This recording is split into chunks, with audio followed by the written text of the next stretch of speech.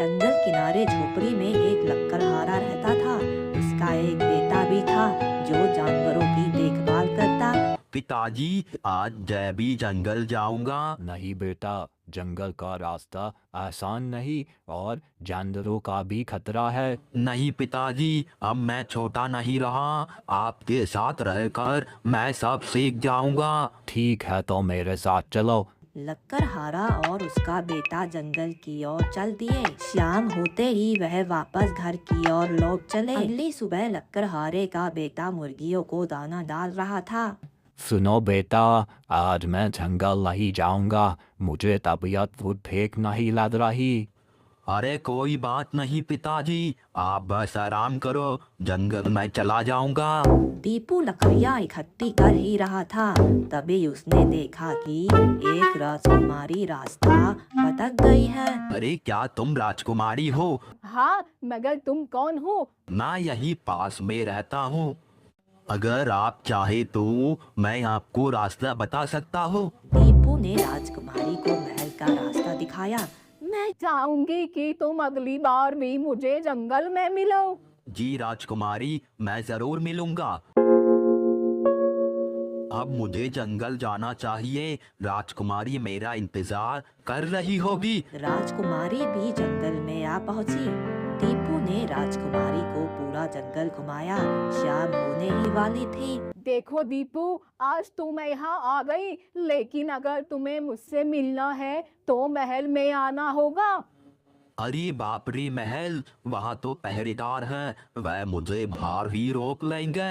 अगर तुम्हारी अंदर हिम्मत और बहादुरी है तो तुम आसानी से महल में आ सकते हो। अगली सुबह दीपू बहुत ही हिम्मत और बहादुरी से महल के अंदर जा पहुंचा। वह दोनों रोजाना इसी तरह मिलने लगे। एक दिन जादूगरनी की नजर इन दोनों पर पड़ी। राजकुमारी और लकड़हारे का बेटा, नया प्रेम पनप रहा है, लेकिन ये मुझे हरगिज मंजूर नहीं। आओ बेटी, जीते रहो। तुम्हारे किस्मत में दो रास्ते हैं जिनसे तुम्हारा पूरा जीवन बदल सकता है। कैसा रास्ता महात्मा जी? पहला रास्ता सुखी जीवन, ऐश ओ आराम। दूसरा रास्ता परिश्रम और कठिनाइयों से भरा, मगर उसी में तुम्हें सच्चा प्रेम मिल सकता है। लेकिन मुझे कौन सा रास्ता चुनना होगा महात्मा जी?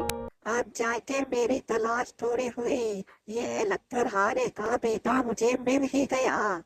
कहाँ जा रहे हो सुंदर लड़के? अरे कौन हो तुम और मेरा रास्ता क्यों रोक रही हो? अब तुझे मुझसे कोई नहीं बचा सकता। अगर कोई रास्ते में आया तो वह भी नहीं बचेगा। कहना क्या चाहती हो तुम? साफ साफ कहो। जादूगरनी में कुछ मंत्र पड़ा और वह बेहोश हो गया। रोजाना की तरह राजकुमारी उससे मिलने चल पड़ी, लेकिन दीपू उसे कहीं पर भी नहीं मिला। महात्मा जी, दीपू पता नहीं कहाँ है। मैंने पूरा जंगल ढूंढ लिया, आप मेरी मदद करिए। बेटी, दीपू को एक जादूगरनी अपने साथ ले गई है। वह उसकी आत्मा को पाकर शक्तिशाली बनना चाहती है। मैं दीपू को बचाऊंगी, आप मुझे रास्ता बताइए। ऐसे मैं हाथ पे हाथ रख कर नहीं बैठ सकती। दीपू को बचाना चाहती हो तो सुनो, नदी किनारे तुम्हें एक जटायु मिलेगा, वह तुम्हारी मदद कर सकता है। रात हो चुकी थी। राजकुमारी बिना सोचे समझे नदी की ओर चल पड़ी। उसे वहां जटायु मिला और राजकुमारी ने उसे सारा वाक्य बताया। जटायु राजकुमारी को उस गुफा तक ले गया जहां जादूगरनी ने दीपू को कैद कर रखा था।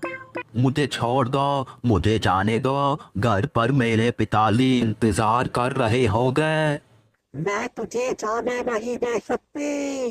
आज बलिदान की रात है और तुझे बलिदान देना होगा।